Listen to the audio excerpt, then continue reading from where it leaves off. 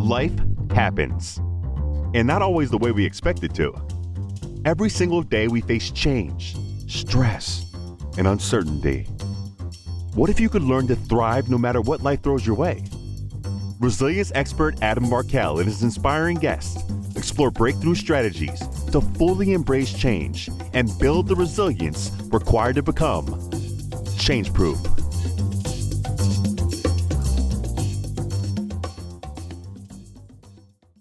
Hey, everybody. Welcome back to another episode of the Change Proof Podcast. I am Adam Markell, your host, and today I've got an amazing guest. I'm so looking forward to this conversation with this gentleman. Having met him just a few weeks earlier, I was super impressed with his style as a leader, his history in business as well as in life.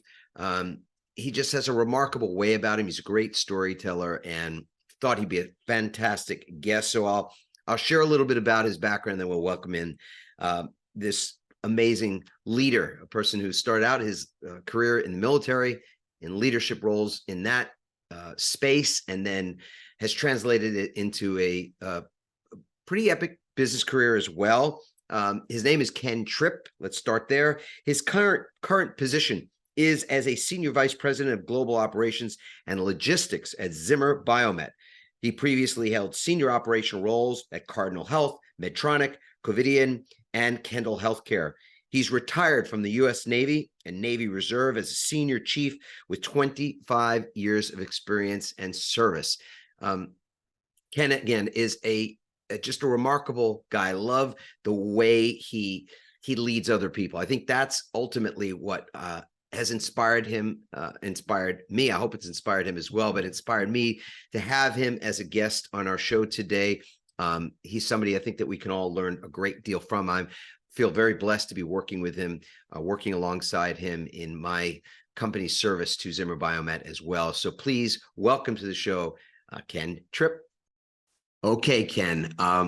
I'll say this: since the last time that you and I sat down, had a conversation, I've just been chomping at the bit for not only to continue just having a conversation and all the good stuff that comes out of it, but having you on the show today. So I'm thrilled that we were able to make this happen.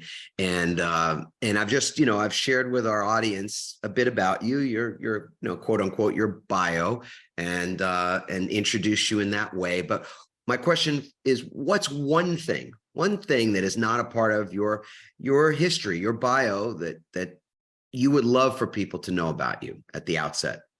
Wow. Okay. What's the one thing outside of my bio? Let's see. From a professional aspect, I guess, I dove in to be a communications specialist in business, and wound up in finance, right? And was trying to follow along the way. The fact that I guess a lot of people don't know this is that when I was in the Navy for the first 11 years, I was a cryptologic technician. So I was working for NSA and did all kinds of interesting things back in the day as far as intel and analysis and things along those lines. So it was a part of my life for the first 11 years that I was part of the Navy and the Navy Reserve, that I got to dive into that world. And, it all started at the age of 17 with a recruiter asking me if I wanted to be James Bond. Well, I couldn't have been further away from James Bond, either in looks or mission, but it was certainly cool to me. So I dove into it, and I had a lot of fun with that. I really did. It was a great experience. But I would say, that I was really into cryptology and understanding that and its history.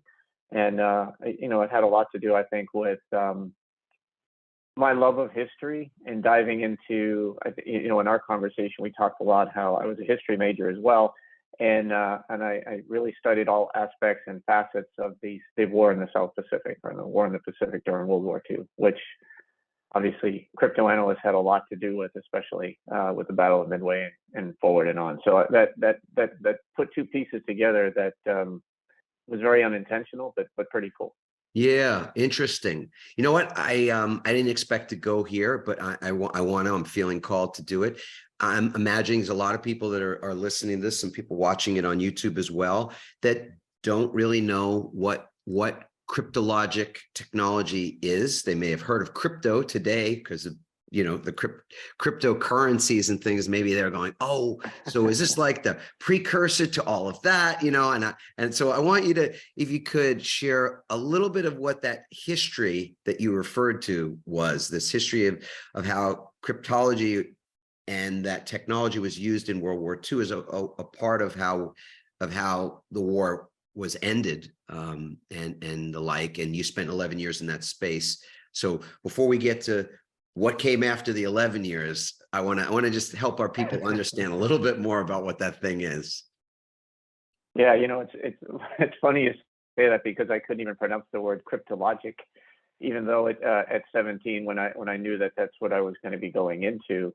And so the whole field has to do with being able to encrypt or encode your communications, right? So that you can send sensitive information from one space to another, and people don't know the enemy cannot figure out what you're transmitting or understanding what you're trying to do. And there's different sequences, obviously, that's embedded in those codes. If you think about World War II on the Atlantic side, or the European War, I mean, they talked about going after Enigma, and that was driving to understand what the Germans were saying. Well, that same thing was happening with the Japanese, and there was a team of crypto analysts that the U.S. had developed, really coming out of World War I. I mean, we think about this back then. Even the idea of having radio transmissions wasn't even 50 years old. I mean, it was crazy, right? You think about it. And these crypto analysts were doing their best to read and figure out what, even in peacetime, what potential enemies, or even whatever, to try to understand what their next moves were going to be. And prior to Pearl Harbor, the U.S. had actually broken pieces of the diplomatic code. So they knew the Japanese were up to something, but they didn't know exactly what it was or the timing of it. And after war broke out, it became a very high priority to work on being able to break, or at least begin to understand and piece together the coded transmissions that the Japanese were putting out. I think it was JN25 at the time is what it was called, not to get too geeked out. But what had happened was, which is really interesting, and I love this piece of history, is that after Pearl Harbor, as you can imagine, there were many ships that were destroyed, and many of their crews didn't have any place to go initially. So this individual by the name of Commander Rochefort had a team of crypto analysts in a basement somewhere in some building, in Pearl Harbor, in that area. And he brought in people from Wall Street, people who were familiar with, reading and predicting and trying to understand modes and things like that. And he brought in musicians as well, who could, I guess, identify notes, or certain key letters. And so he had all these individuals coming in to break pieces of the code so they could figure out specific letters and what they would mean, because everything would have a designation, right? In the code AF, they kept seeing transmitted quite often, and they were able to figure out that AF was Midway by having the folks on the island of Midway send a transmission in the clear that their fresh water condenser was down, and the Japanese reported that. And they were able to piece together why they were talking about Midway, and then, understanding that they were building quite a fleet to go after it. So there's a lot more to that, obviously. And there was also a team in Washington that was doing the exact same thing. And they actually disagreed with the analysts in Pearl Harbor for quite a bit until that transmission was caught in the clear. I mean, they were both arguing what the next step was going to be. So, many, many years later, in 1984, when I was graduating high school and going into the Navy for a reserve stint, so I could have money to go to college. And I wasn't thinking anything along those terms. I didn't know what exactly I wanted to do in the Navy. But, you take this test, this ASVAB test, and you get certain scores. And I also learned that I was colorblind. I didn't know that before I went to take my physical. And they said, this is definitely a job that you're rated for, and you can be colorblind to do it. So do you want to be James Bond? And there it was. So I don't know if that's helpful or whatnot, or if I That's went on good too long, but marketing. I that's mean, kind of that background. Yeah, you got to hand it to them. I mean, how do you hook a guy? How do you hook a 17-year-old kid? Well, give him the opportunity to be exactly. James Bond, right? Oh yeah, yeah, yeah. A geeky pitbull faced kid at 17, you want to be James Bond? Sounds pretty cool to me. Now, And what was funny about that, Adam, was when I finally got to school for cryptology, and they wanted to make sure that people kind of kept that low key. They don't want you out there telling people you have top secret clearance or anything like that. So they're saying, well, just tell them you're a cook. And I was thinking, I don't think I'm going to get many girls with that. But right. anyway, That's that's how it came full circle. That's not what I'm going to say. I'm going to come up with something better than that, right? But yeah, I mean, that's an old World War II expression: is loose lips what? Pink ships. Yep. That's it. And, absolutely. That's so. It's so interesting. And you said 11 years you spent there in that work, and and I know there's a pivot story in there, so we might as well just dive into that, because after 11 years, you had done well in that arena. I know that only because I know part of your story already. But for our folks, you had done well, and then there was a change that was kind of on the horizon. I'd be curious to know how that manifested. Is that something that started inside of you, or did it come from outside? Yeah, well, I guess, I guess you could label me as a patriot. I don't know what the right term is, and there's so many people and they have different labels for things. But you were committed to service. Is that fair to say? Yeah, I really wanted to serve, and I wanted to do my part. And like you said, I was a pretty good cryptologic technician, I thought, and I moved up at about the appropriate space, as you do in rank as you move along. And then Desert Storm, 1991.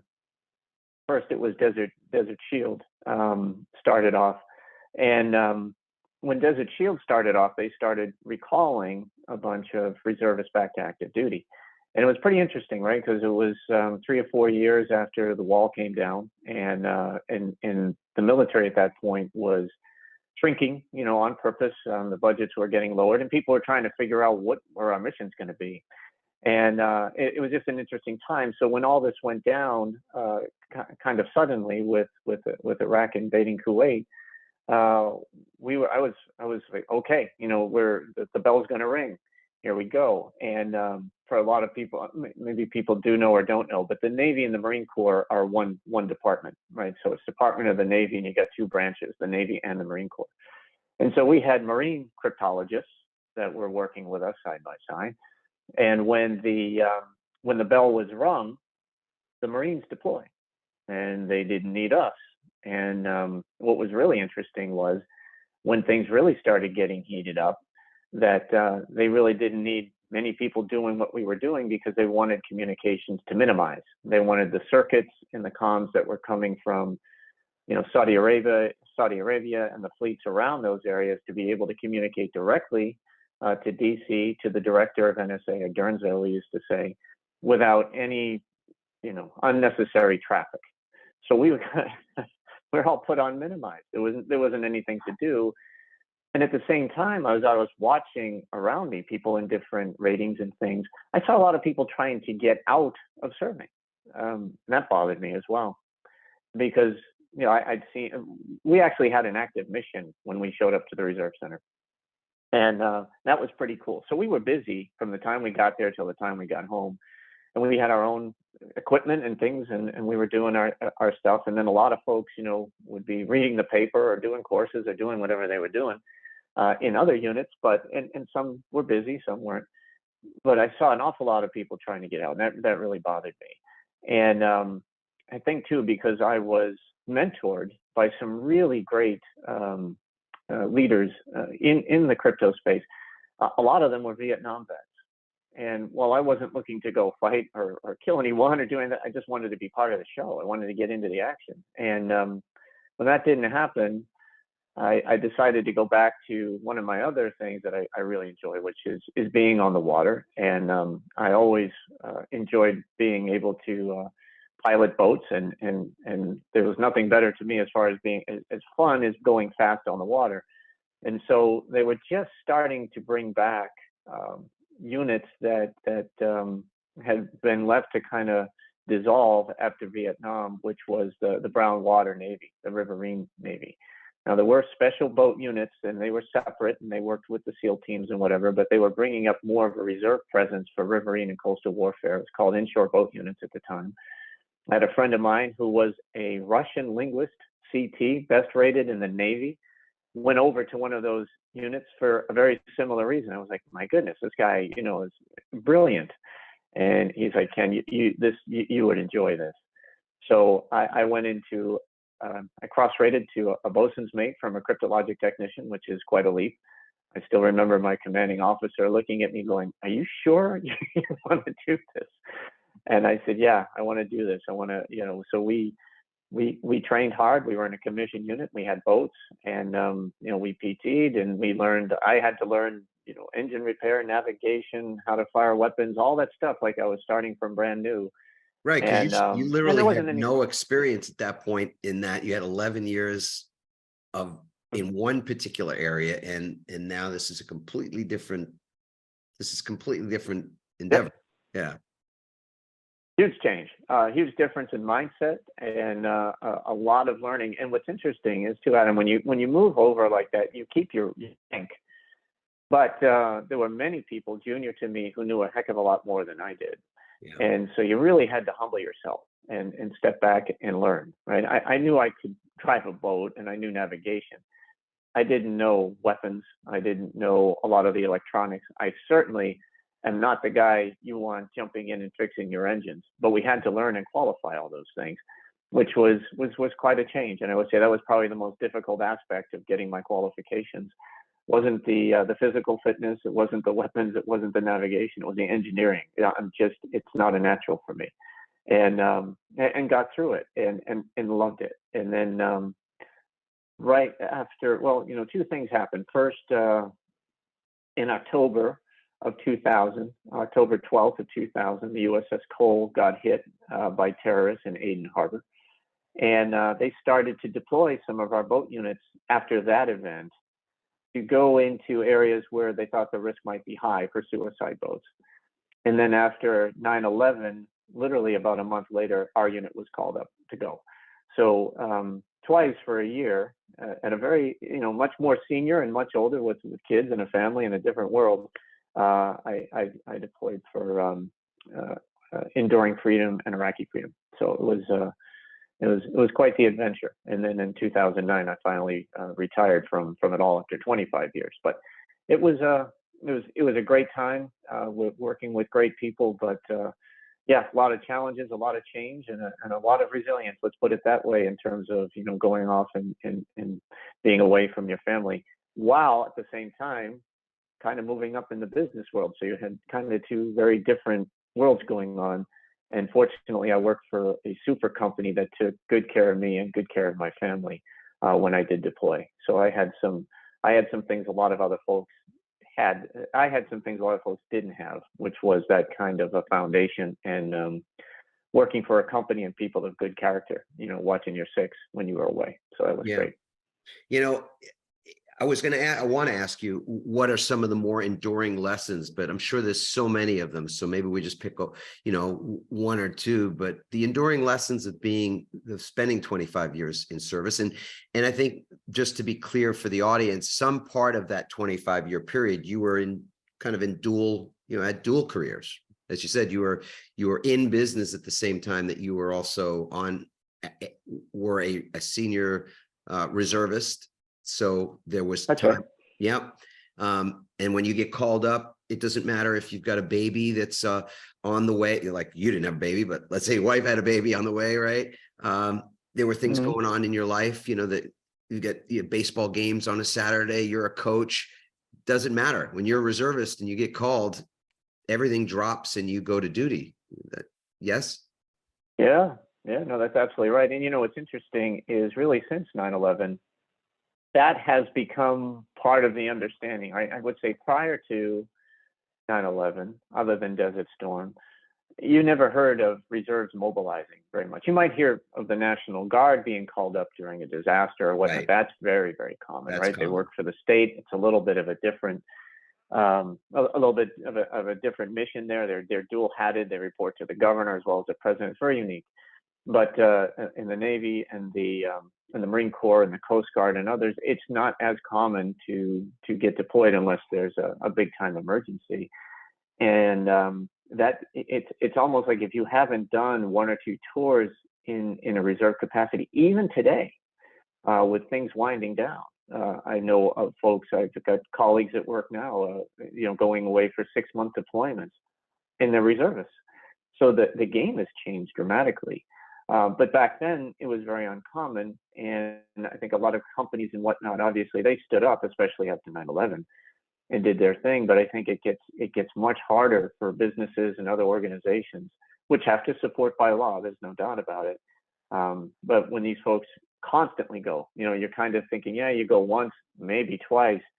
I know folks that did 4 or 5 deployments, and I was amazed, that they still had that resiliency. The companies had that resiliency to make sure they had a place for them and all that, because that's not easy, especially for a small business.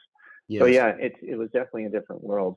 So I would say that the tougher aspects of it was just being away from home. I think the stress at home was much harder than it was for me. I knew a few days in advance what we were going to be doing, what boats or ships we were going to be escorting, what we were going to be circling around, whatever it was, whatever our tasking was. I knew what it was, but the folks back home had no idea. Day to day, You're completely in the going dark. on, Right. You're in the dark, and technology was changing. That was great. You could email, finally, and then I think on the second deployment we could even do. It wasn't Zoom, but I forget what it was called. Skype. Skype was was coming online then, and there weren't great transmissions, but at least you could see each other more often. But anyway, still, all in all, I would say that the toughest part was on the home front, with the kids and all. Back there wondering.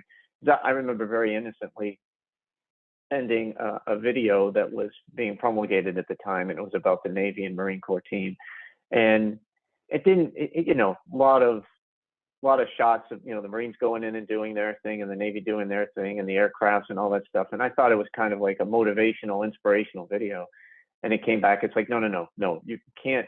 It's making them upset, and I didn't even think about it, and you're just like, oh yeah, what a dope, right? I was like. If I was watching it now, it would be kind of rah, go forward, but you have to understand your audience. And I was only trying to show them that we were doing, pretty good stuff, and it didn't go over well. So yeah, your mindset changes from where to where, and sometimes you need that slap to get you back into reality. So I want to go back to this sort of, call it a pivotal moment, pivot point, shamelessly use the word pivot since I wrote a book with that title. Although, man, that book was early, to say the least. I was ahead of the curve. And so at that time when that book came out, that word, I think, was seen as more of a pejorative thing. Like if you pivot, it means you've made a mistake. It's an error. It's like you've run aground. And, today I only wish I had a nickel for every time that word pivot's been used since 2016 when that book first came out.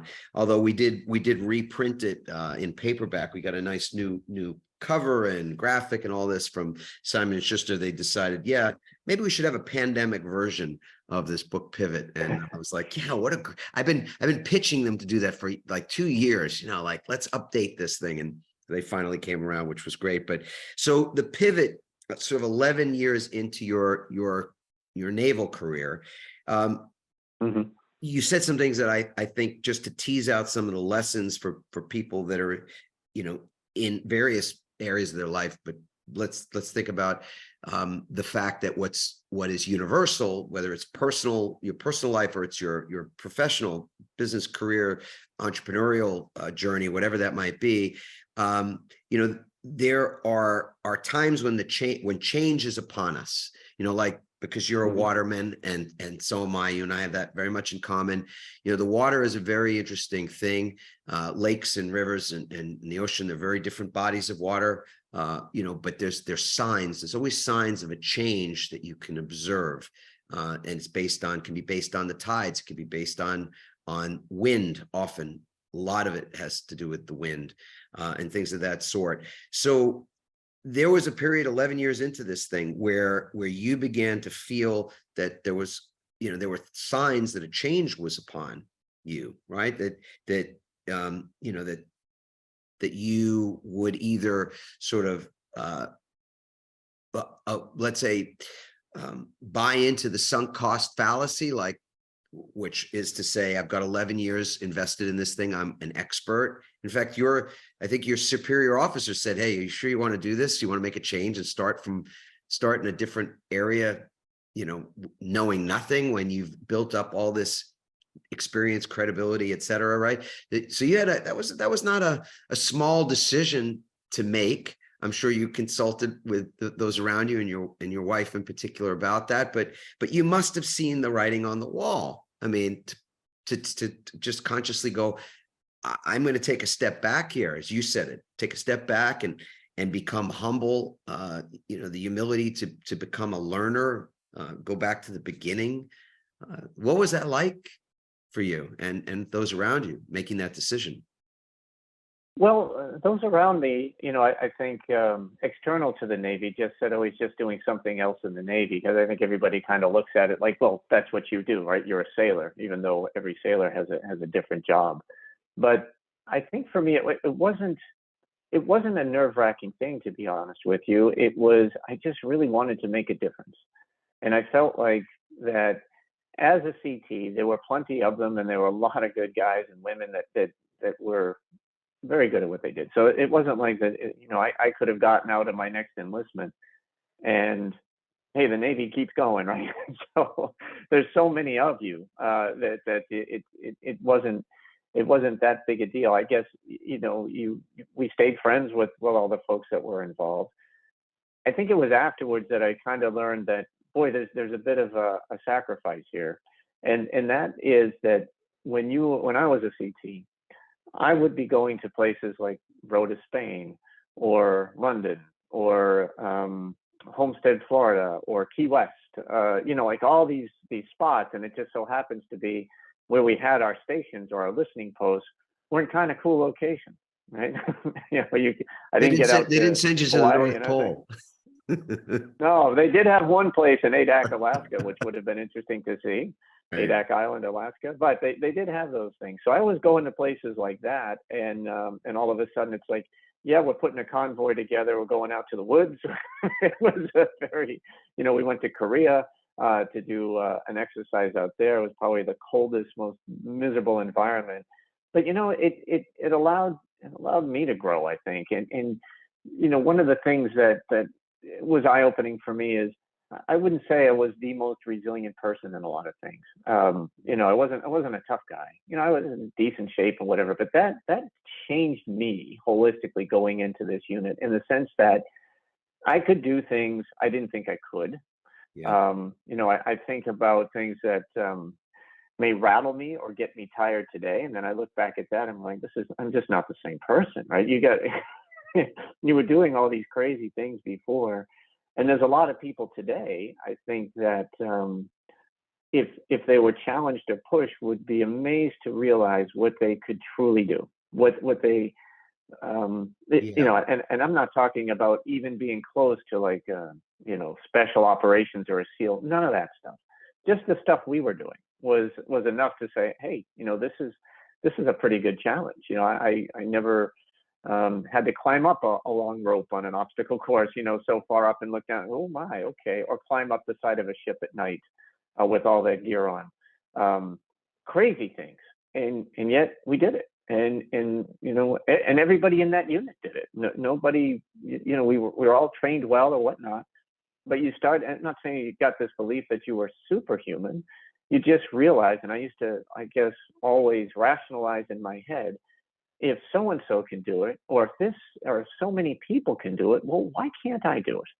Right? So push yourself a little bit. I did talk to myself a lot. I still do, about those types of things. You can persevere. You can push. It's okay. Everybody has limits. I get it. And there are times when people hit those limits. I'm just not sure if people really understand where those are sometimes. So that was a great learning for me. And I think it set me up for success in the business world with that mindset. I was going to ask what are some of those carryover lessons, but before we get there, I want to say that part of what I've observed, and I got the good fortune to spend a bit of time with some members of your team over the last couple of months, some quite a bit of time, and more recently got to visit one of the facilities where Zimmer Biomet has quite a number of employees, thousands of employees, and many people in leadership roles there. And I was able to observe you working or just being present with, is how I would put it, some of those senior level leaders. And I wanted to say part of the reason that I was really excited to have you even come join in this conversation today was that I haven't seen that many people in leadership roles as comfortable as you seem to be to me in giving people proximity and seeing those leaders be that you'd invite them into your world the way I observed, and that you were as present as I saw you being with them, because we know it's every day it's a bit of a slog.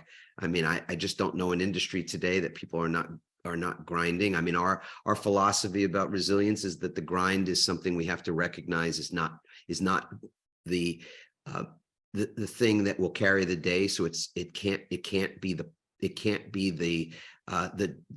dog. It has to be the tail. If anything,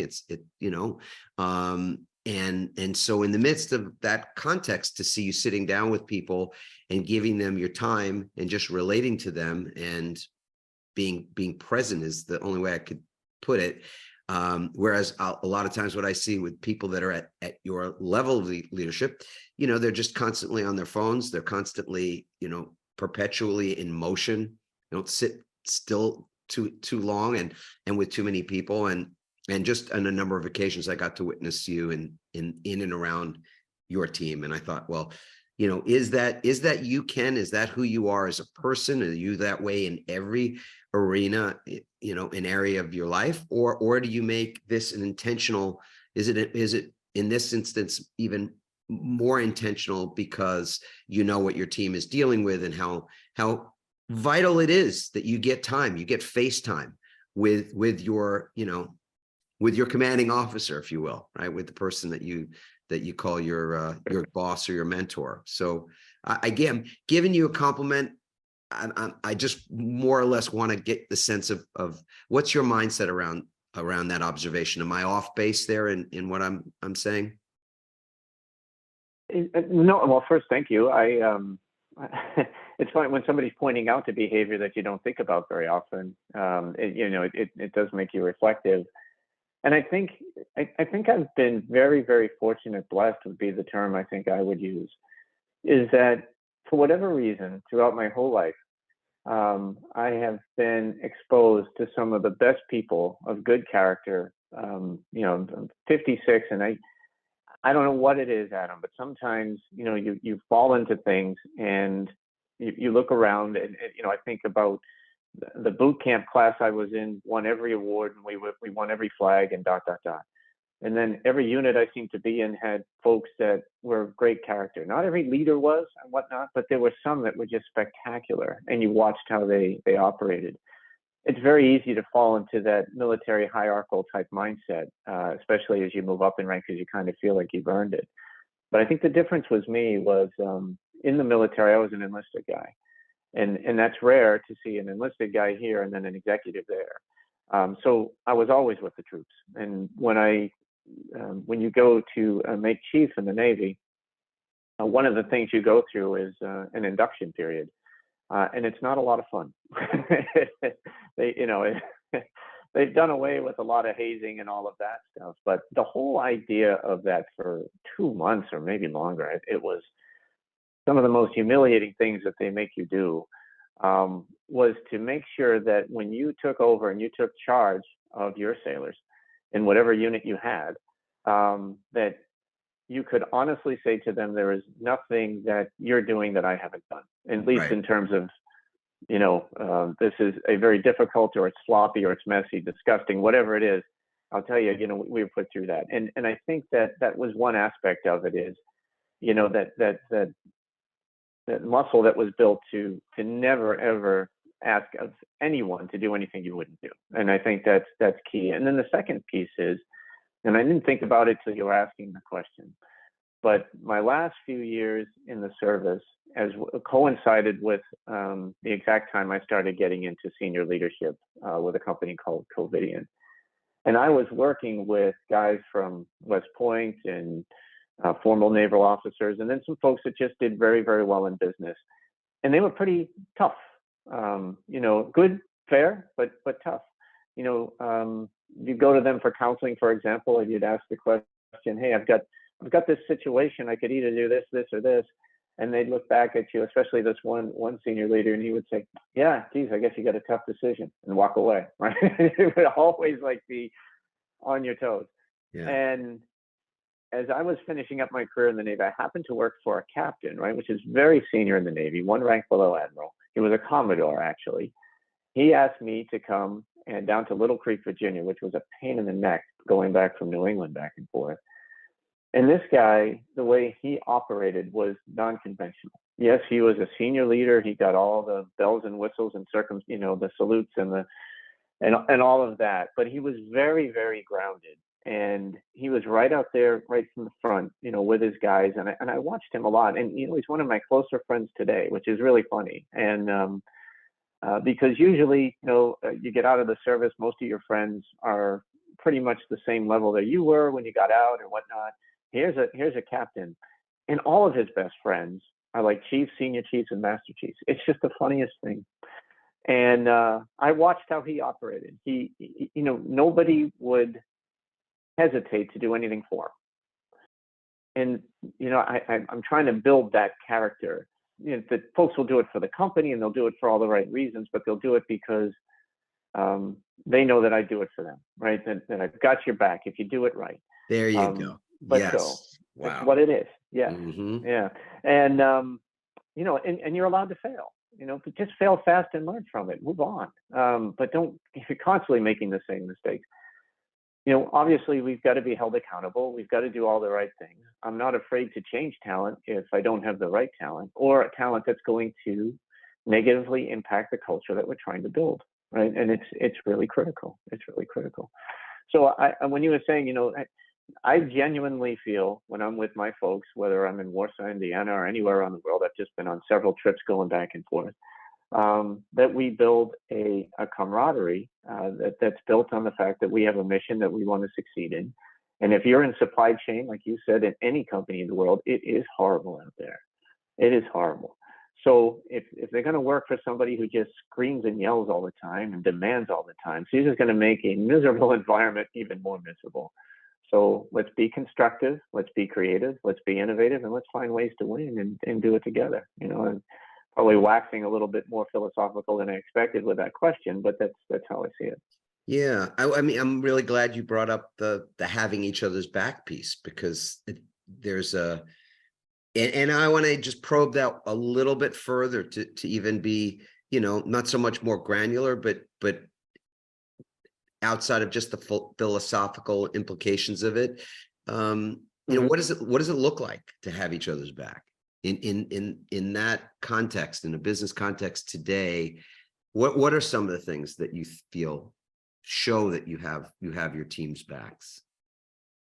Yeah, I think that if you look at when we started to come out of COVID and things radically shifted, we were, as an organization, like many companies, we're kind of shocked at how fast everything kind of sprung back to life in our world, right? In the surgical world, in the orthopedics world.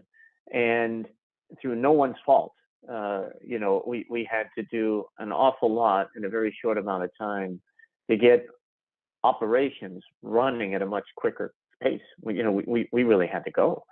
And, we needed to drive people to another level. But at the same time, in asking these folks to do it, we also had to make sure we were taking the best care we could, right? So if you look in a lot of organizations right now, you have a lot of people that are working a tremendous amount of hours, and they are doing everything they can. I mean, one thing that I love about being in the medical device industry and orthopedics in particular is every product you make is going to have a positive impact on somebody. Yes, for sure. But it can be a very negative experience when you haven't had 2 days off in 30, or you're churning and burning. So I'm very fortunate that we have strong leaders in our organization as well that recognize that, right? So we wanted to make sure we were paying people fairly, or that instead of time and a half, we were doing double time, or making sure that we were doing the little things that could help people weather this, even though no matter what you do, it may never be enough, but you always got to try. Right. And for the folks that I'm asking to stand in the front and do this level of work, sometimes something might go wrong, right? I mean, we might push too hard or whatnot, and we have to let people understand, yeah, you can make those mistakes.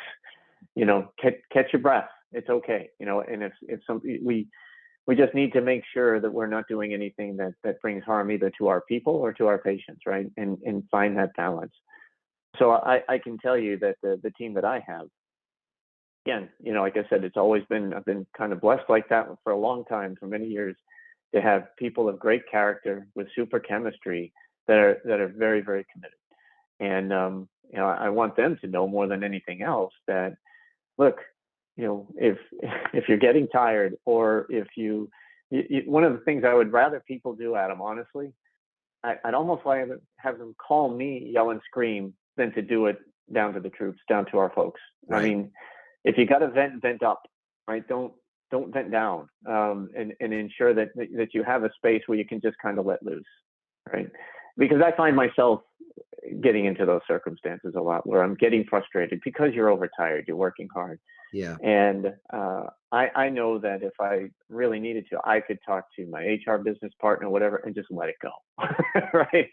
Well, that's what struck me, was the idea that when you give people proximity to those who are decision makers, and most of those people are themselves decision makers, but it models something really important, that you're willing to give a person the opportunity to put their guard down for a moment, take down the facade and have a conversation about what's real and true, because without that space, as you called it, to speak, to offer feedback, to vent, whatever it might be, it's pretty lonely.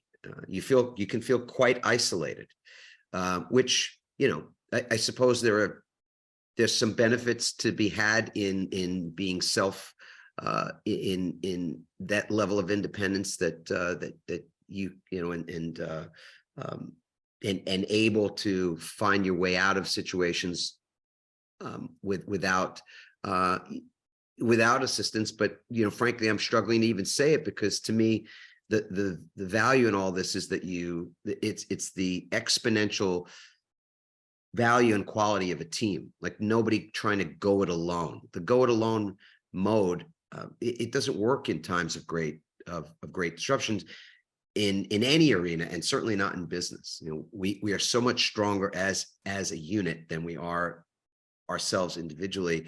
And in leadership roles, I think you really do have to convey, with much more than words, but with actions, that you care greatly about, not just, again, whether we achieve a KPI, but how do we do it? And did we leave anybody behind in the process? Did we need to leave anybody? Because the best of all worlds is we hit our targets and we don't leave anybody behind. That we truly have each other's backs. And I think that I do get that, having had not served in the military, but observed and spoken to so many people in that arena too. That's a core concept, right? You don't leave a man in the field. You don't leave a person behind. And I think in business, that's a great way to do it if you can. And we use that from our standpoint. We talk about that in resilience terms, and how it is that when you build resilience individually, It's like a link in a chain. Every link is strong. And then the whole, organically is stronger as a result of that. So I want to, this before we finish, I know we got a couple of minutes here, but I got to ask you this. So you and I are both, we both have a love of movies. We share a love, Yes, we do. couple of movies in common. All right. Yeah. So Yeah. I thought I wanted to get a couple of your, just the thoughts on a few of your favorite movies, and what is it about those movies that informs some aspect of your leadership, your role as a leader. And two of the movies that you and I have discussed that we both really love, one is On Golden Pond and the other one is Jaws. Yeah. Very, very different movies, Right. although they are water movies. So Yes, water is the common denominator here for both of us. Yeah. So Ken, it's a bit far afield, but I want you to just for a second sit with this question of like, so what is it about the movie On Golden Pond and Henry Fonda and other people in that movie, perhaps, or the theme or the through line, that informs some aspect of your role as a leader, or it could be Jaws or some other movie even. Yeah, you know what, wow, you work hard on these questions. I'll tell you that, Adam. That's a good one to ask. I don't know about how it helps me as a leader. I think they help form character. And I guess when I think of On Golden Pond in particular, when you're younger, right? And I've heard this recently, and I can't say I remember who to attribute it to. But when you're younger, and if you're going through rough times or whatever, you kind of watch certain movies, and it becomes that place that you can go because you know how it's going to end. And yeah, when you're younger, you're kind of yearning for that, right? You're yearning for that. Okay, this is going to end in a good way. And both those movies end in a good way. One is, one's a horror movie, one's a family movie. But when I think of On Golden Pond, the reason I'm so connected to that movie is because, I grew up in that same area of New Hampshire, and my brother, sister, and I, and all our cousins or whatever, lived on the lake right next to it. And I told you that certain aspects of the film were filmed on that lake that we were at too. And so that drove a connection right away. And I think the piece about it that I really enjoyed was watching the older couple. Even as a young person, there was something to that dynamic that I really appreciated. And then the final, I guess, connectivity that was made between Henry Fonda and Jane Fonda, right? And we mentioned this when we were talking. I was no fan of Jane Fonda. A lot of people weren't, and neither was her dad. Right? And that was a big deal. And from what I understand, and this may or may not be completely accurate, I always have to, you hear things, or maybe you read them a long time ago, and then your mind, you create things. But from what I understand, she actually sought and produced and maybe even solicited the financing to earn the rights to that, because it was a play. And I don't know if it was a novel before that, but I know it was a play, and really wanted to do it with the sole idea of casting her dad and using that as a bridge, right, to bring them back together. So the movie was reflecting life, and that was kind of a neat thing.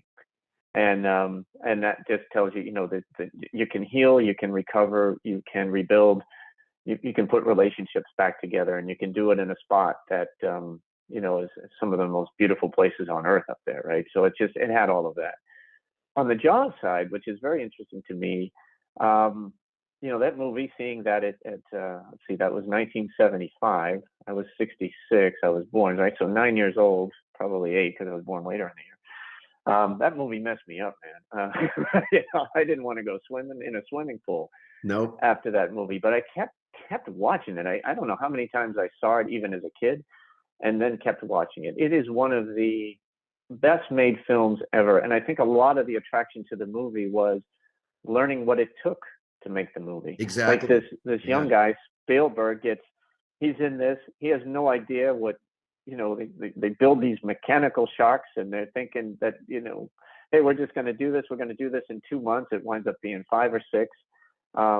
Not even understanding what the salt water would do to the different mechanisms and whatnot. And all the delays and the trials, and how, because of those issues, the movie became very different from what they thought it was going to be, and they made it a better movie because less became more, right? And I think that was a part of it. And then the other part of it was just, taking on that big challenge that they took on. And, obviously it didn't work out for everybody, but at the end, they figured it out. But I just thought the chemistry of those three actors was amazing. The Yes. storytelling was amazing. The shots that were made, just the different aspects when you see the different documentaries and what they came up with in order to make it happen. So I think that movie, the challenge of it was making it, and then they took a book that was just so-so, because I read the book and I was like, really? I read it after the movie. It was okay, but man, this is one of those times where the movie was far better, I thought, than the novel. And thought the Indianapolis story that was told was very, I don't know, it was amazing. It had only been recently declassified within a few years, like the total aspect of what went down. Right. And that again kind of brought me even closer to the Navy in that aspect too, just that understanding and that story of survival. But yeah, Jaws is funny. I was telling you, I've got a whole library back here on how they made the film. There's so many books about it, and I've got the original hardcover of the novel, all that stuff, and a great piece I'll show you in New Hampshire when we get up there. But it's I don't know. It's I'm resiliency really here, at its core, right? Because it is the whole thing is, yeah. The whole thing is, I mean, Yeah. it's amazing. We don't see, they don't see the shark till very late in the movie, and it wasn't by design, as you said. It was just Nope. because the thing wasn't working. Working. And he's clearly kind of over his head. I mean, he's a very young director at this time, and this is like his big, actually, his really entry into superstardom in that arena, because of what he was able to just pivot is what happened throughout that filmmaking. And my connection to it is that when I was a kid, we used to go on these summer vacations. My dad was a civil servant. He worked for the city of New York. He got a couple of weeks off in a row, and we would drive up into New England from where I grew up in Queens, New York. And that was it was a day trip. We didn't even couldn't afford to stay on the island, but we day tripped over to the island, and on one of those particular day trips, they were filming that movie, in the pond, Wow. in the pond, it's like, that's what you saw? You actually saw them filming that scene? I don't know. I don't know if it was that scene. I just remember okay. where that bridge is. Oh. So that is the Jaws Mhm. Bridge, as they call it now. And Yeah. I have a memory of being near that bridge while they had their camera crews out. So there must have been something like that they were filming at that time. It's when I was thinking about asking you this question, I thought to myself, well, I have another movie that we didn't talk about. There were two movies that served a similar purpose as the one you said at the beginning, Ordinary People and Chariots of Fire. And these were Mhm. my parents were going through some stuff with their marriage, and so Ordinary People was one of these movies that hit me hard, like when I was in high school or around that time. That was a movie that helped me to deal with some of that stuff. And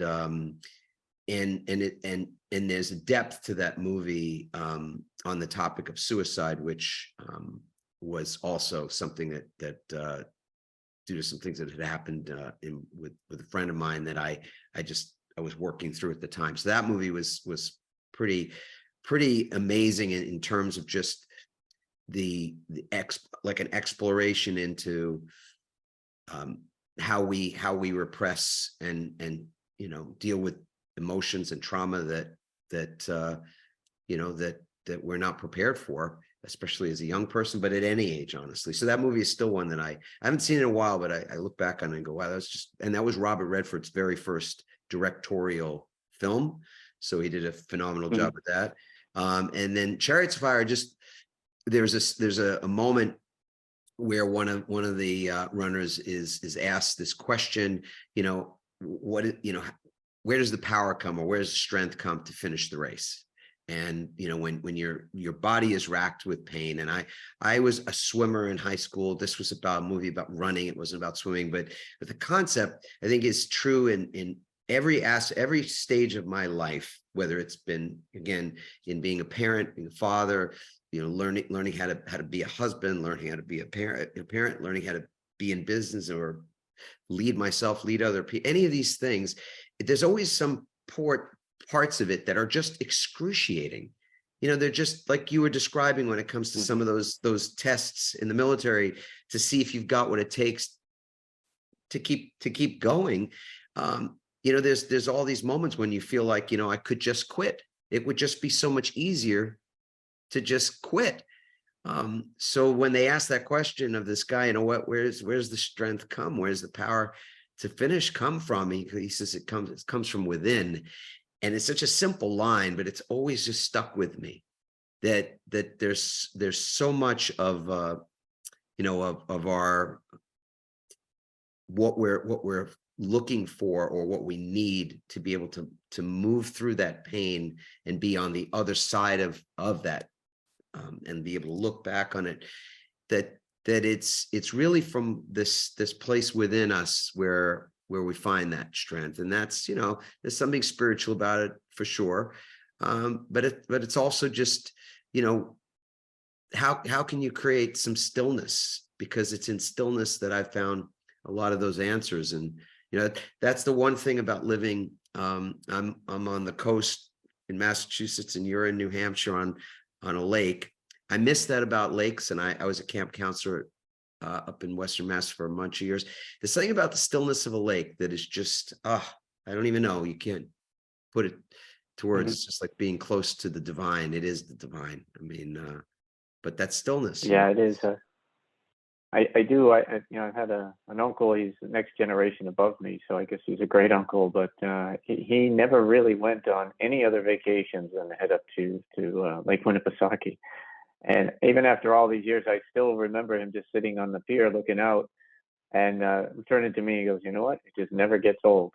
Right. And I go, I guess it doesn't. It just doesn't. And I, like you, traveled all over the world and see things, but he never really has. He's been to some spots, but never really, I wouldn't say outside the U.S., but that's where he went every year. And he could afford to go anywhere if he really wanted to, but that's where he kept coming. But no, it was interesting. I've seen ordinary people. It's been a long time. And as you were speaking and talking through that, and I was thinking about, I just remember watching it, and when we finally got to what happened, just kind of stepping back, and then that ending with her essentially going away was powerful. I mean, it was like she will not be able to adapt, and she's just got to go, right? I mean, she can't adapt. She can't adapt. Right. And then you were saying Chariots of Fire, for sure. And the thing I like about Chariots of Fire too is the focus in the dynamics of it all, and I love the perseverance. And I was a runner, so I love Chariots of Fire back when that came out. What was that, like 80 or 81 or something, right? Something along those lines. I know it won the Best Picture Oscar. But the other thing was, of all the movies we talked to, that was true. All of it. I mean, it's a true story, and it's. I think that also has a lot of weight. When you look at folks that they won't compromise on their beliefs or their ethics, and some people dealing with prejudice and all of that stuff. I mean, it was such an interesting movie, a great story holistically. But like I said, it's a true story, and that's what kind of makes it pretty neat to me. Yeah. But one thing too, I just wanted to say when we were talking about dealing with resiliency and whatnot, as you become more and more senior in any organization, I think there's a thought process that you're there because of your experience, and that you've been able to deal with almost any. There are a few things that haven't happened historically that don't come about, right? And if you're in something long enough, you're going to see different issues arise. And because of your experience, you knew what went wrong, so you kind of avoid that. You know what right, so you make sure you're doing these things. But I've been saying to my team for, the last 3.5 years, I said, unless you're 150 years old, nobody's led or lived through a pandemic. So this is all new, trying to figure out, and the whole world has changed. Companies have changed. Well-being focus is definitely different. It's, 100 years of evolution, I think, might have happened in 3 years, right? In terms of how we run an organization. So I think we're all just trying to figure this out a little bit as we go, and relying on our folks to make pressure test. Is this working? Is that working? Right? And I think that's a huge reason that you're working with our teams today, Adam, is, we needed to be thinking about things differently, and how can we build up that resiliency. And,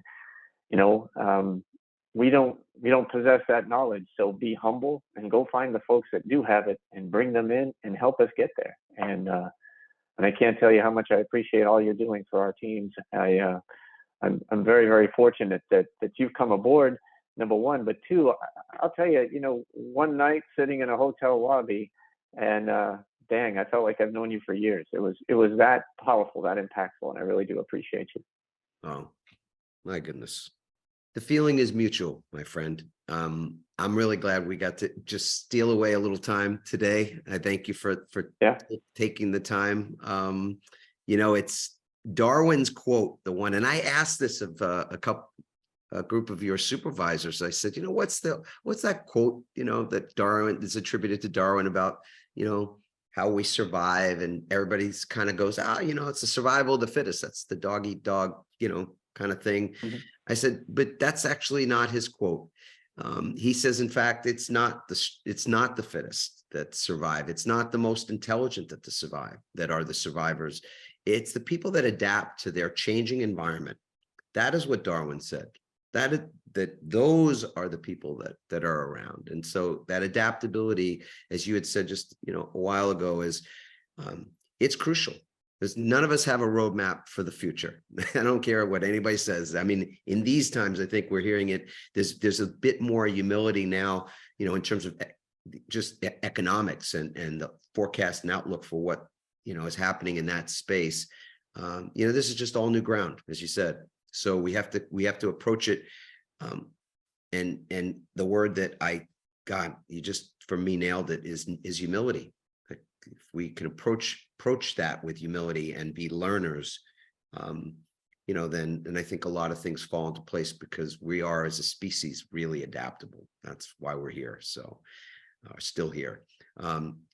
Thank you, Ken. I so appreciate the conversation today. I know our listeners are going to love this. So I'll say out there to our listening audience, if you've got someone in your life, whether it's personally or professionally, that would benefit from just listening to some of what it was that Ken and I talked about today, and some of the wisdom that Ken dropped on us, please share this episode with those people around you. That is how this podcast actually grows, is through that sharing process. And I, in all humility, ask for the support. We appreciate it. So it helps with the algorithm too.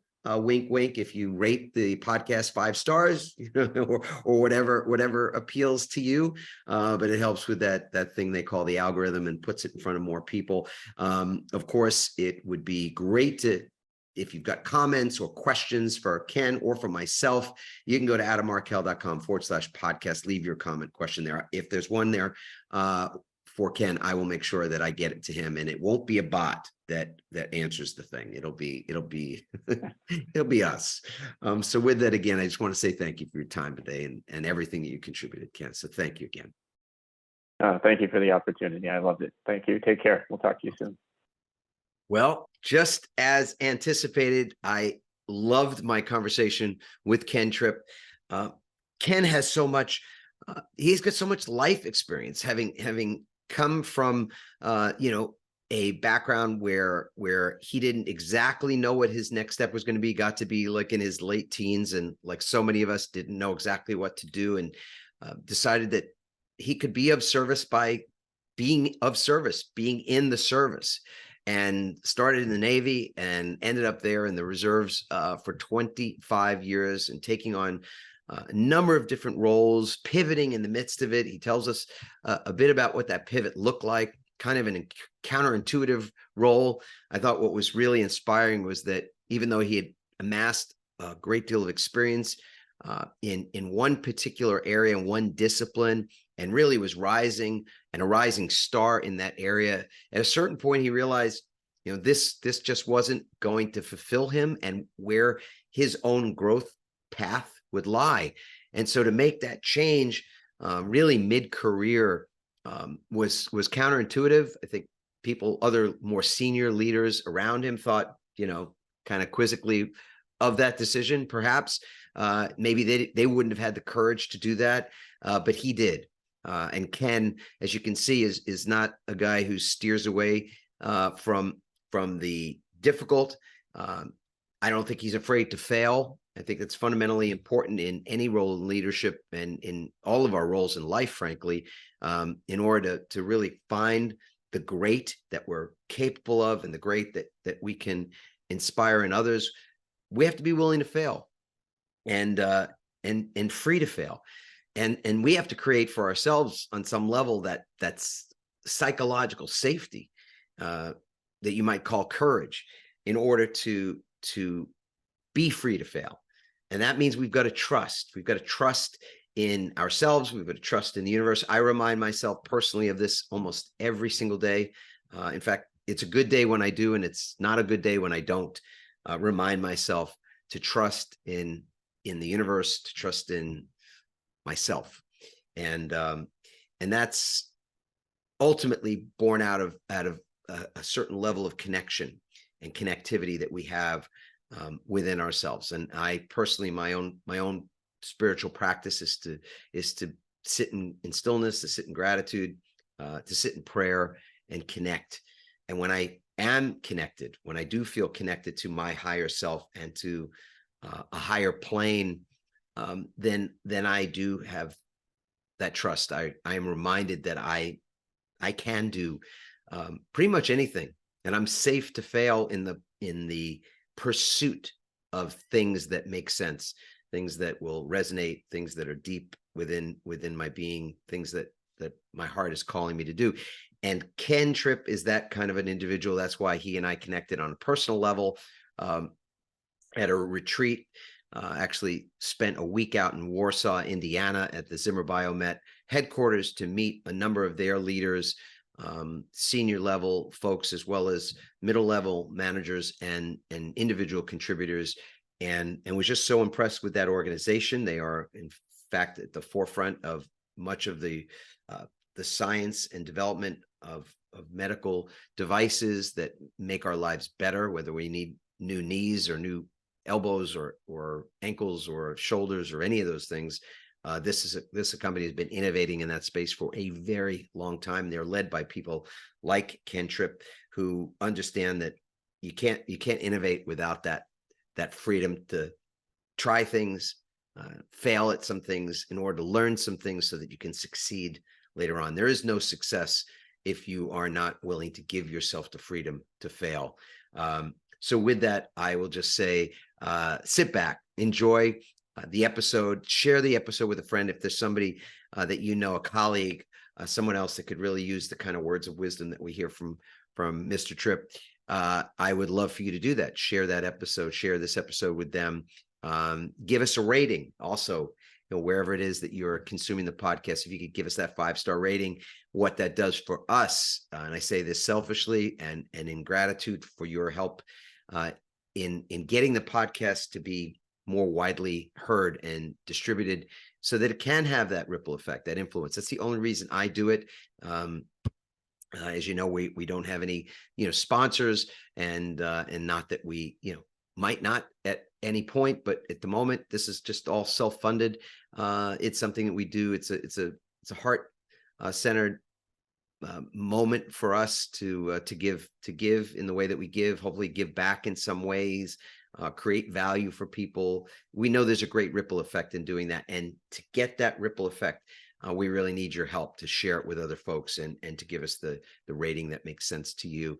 So thank you for doing that. And lastly, if you're looking to find out just how resilient you are in this moment, right this second, all it takes is 3 minutes to answer 16 very, very quick questions. Again, 2 to 3 minutes is all it takes. And you will find out how resilient you are mentally, emotionally, physically, and even spiritually.